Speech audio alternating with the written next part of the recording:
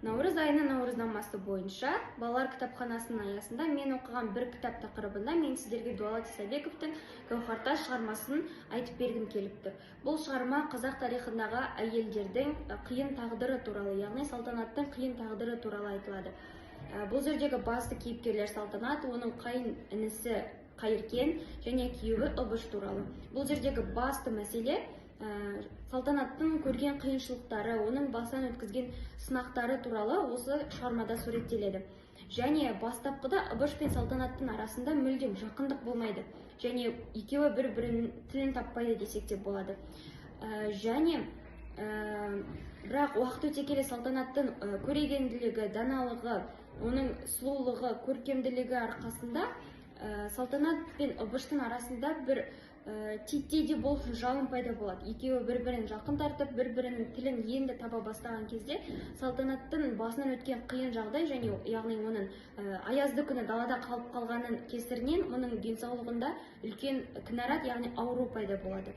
Осы аурудың кесірінен Салтанат қаза табады, яғни дүниеден озады.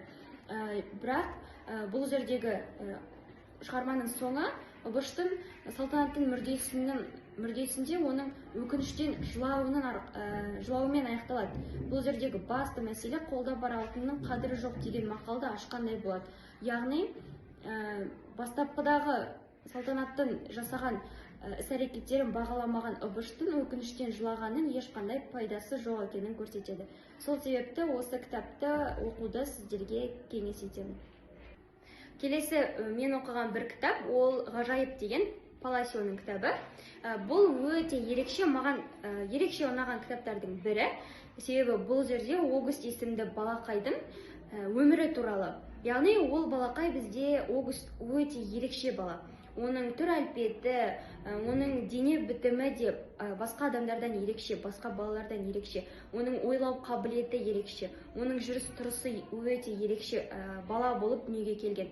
Және бұл кітапта осы Огусттың басынан өткен небір қиыншылықтары да, қызықты оқиғалары да, және адамға ерекше ой салатын өзінің айтқан сөздері де осы кітаптан таба аласыздар.